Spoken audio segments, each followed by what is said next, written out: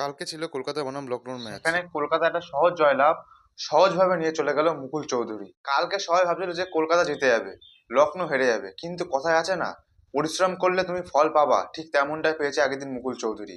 একাই উড়িয়ে দিয়ে চলে গেছে কলকাতার টিমকে। এখানে লখনৌ 6 উইকেট পড়ে গেছিল, সেখানে একাই টেনে নিয়ে চলে গেছে। কেকেআর প্রথমে ব্যাটে গিয়ে করেছিল 181 রান, সে রান চেস করতে এসে লাস্ট ওভার বাকি ছিল মাত্র 13 রান। মুকুল চৌধুরী প্রথমে 6, তারপর আবার দুটো বল ডট, তারপর আবার 6, আবার ডট, আবার লাস্ট বলে বাকি ছিল 1 রান। খুব ইজিলি সে রান নিয়ে লখনৌকে একটা দুর্দান্ত জয়লাভ করে নিয়েছে। 27 বলে 54 রান করে তিনি এই ম্যাচের ম্যান অফ দ্য ম্যাচ হয়েছেন। আগের দিন ক্যামেরন গ্রিনকেও বল করতে দেখা গেছে। ক্যামেরন গ্রিন আগের দিন তিনি বল করে 2 ওভারে 28 রান দিয়েছেন, একটা উইকেটও নিয়েছেন। আর তার সাথে সাথে ব্যাটিংও 24 বলে 32 রান করে নট আউট থেকেছেন তিনি। আগের দিন ফিনালে আউটটা নাকি নট আউট ছিল, বাউন্ডারি লাইনে টাচ করে গেছিল দিগ্বেশ রাঠির পা।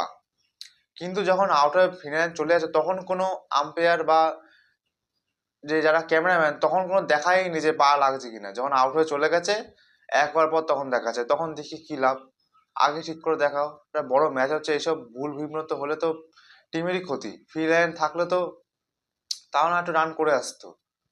কেকেআর টিমের বলতে গেলে ওপেনিং যা খেলছে, রাঘবাংশী খেলে, তারপর সত্যি কথা বলতে কোনোদিন ক্যামেরন গ্রিন মিস খাচ্ছে, কোনোদিন রিঙ্কু সিং মিস খাচ্ছে। আগে দিন রিঙ্কু সিং খেলতে পারেনি, কি একটা পা জোড়া লাগে কি খেলতে গেছিল উনিই জানেন। পাওয়েল আগের দিন ভালো খেলেছে, 24 বলে 39 রান করেছেন তিনি। তিনি আগের দিন প্রমাণ করেছেন যে রাসেলের জায়গা আমার থেকে ভালো কেউ নিতে পারবেন না। আগের বছর থেকে আমি চিৎকার করে করে বলে যাচ্ছি পাওয়েলকে খেলাও, পাওয়েলকে খেলাও। এই বছর হয়তো তারা শুনেছে ম্যানেজমেন্ট কেকেআর, এই বছর খেলালো, তিনি প্রমাণ করে দিলেন। আগের দিন পাওয়েল আর ক্যামেরন গ্রিনের মধ্যে পার্টনারশিপ না করে তাহলে রানটা 181 কি 151 হতো কিনা সন্দেহ আছে। যেখানে 100 রানে 1 উইকেট ছিল, 2 উইকেট ছিল, 130 রান হতে হতে সেখানে 4 উইকেট হয়ে গেছে। রিঙ্কু সিং সত্যি কথা বলতে ফিনিশিংই ঠিক আছে, একটু বেশি উপরে উঠে দেখে খেলতেই পারছে না। ফিনিশিং এ আসবে, ধুমধাম মেরে আউট হয়ে যাবে, ওটাই ঠিক আছে। নবদীপ সাইনি কলকাতার হয়ে আগের দিন ডেবিউ করলো, আগের ম্যাচেও করেছিল, সেখানে বৃষ্টির জন্য খেলতে পায়নি। আগের দিন খেলেছে না, আমার মাথায় না খেললেই ভালো হতো। 3 ওভার 37 রান খেয়ে গেছে। কি মার মারলো, যে আসছে সেই বাজি দিয়ে চলে যাচ্ছে, মন্দিরের ঘন্টা, যে আসবে তাকে সেই বাজি দিয়ে চলে যাবে সাইনিকে। আমার মতে নবদীপ সাইনিকে বসিয়ে সৌরভ দুবেকে খেলানো উচিত। সৌরভ দুবে বাহাতি বলার, যেসবদের অভিজ্ঞ টিম পাঞ্জাব, ওদেরকে বাহাতি বলার রয়েছে, সিএসকে বাহাতি বলার আছে, আহ আর কোন team? হ্যাঁ, মুম্বাইয়ের কাছে বাহাতি বলার 10 বোল্ট। ডানহাতি বাহাতি কম্বিনেশনে কিন্তু সবচেয়ে ভালো হয়, আমারও তাই মনে হয়। তাই কলকাতার কাছে বাহাতি বলার আছে, তাকে খেলানো উচিত একবার। আগের বার খেলেছিলাম জনসন, বেদরক মার খেয়েছিল, সেই ভয় দেখে খেলাচ্ছে না কে কে আর। আমার মতে এই ডানহাতি বাহাতি কম্বিনেশন গুলো সবচেয়ে ভালো হবে। তারপর আগের দিন মুজারামানি 4টে উইকেট, একটা কনফিডেন্স ছিল, তাকে আগের দিন থেকে নেওয়া হচ্ছে না। কেন নেওয়া হলো না, কোনো কি কারণে নেওয়া হলো না, কোনো কিছুই জানতে পারিনি। আবার 14 তারিখ কলকাতা বনাম সিএসকে এর ম্যাচ,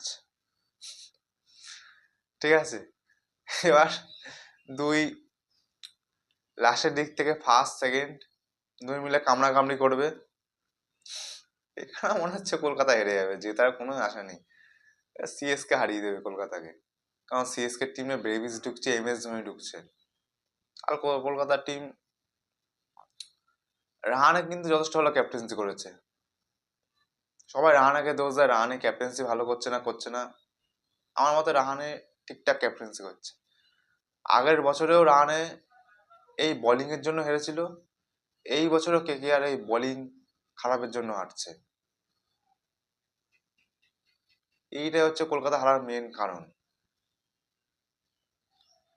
যাই হোক, আপনার কি মনে হয় যে সিএসকে বনাম কেকেআর ম্যাচটি কলকাতা জিততে পারবে, নাকি সেটাও হেরে যাবে? কমেন্টে অবশ্যই নেবেন।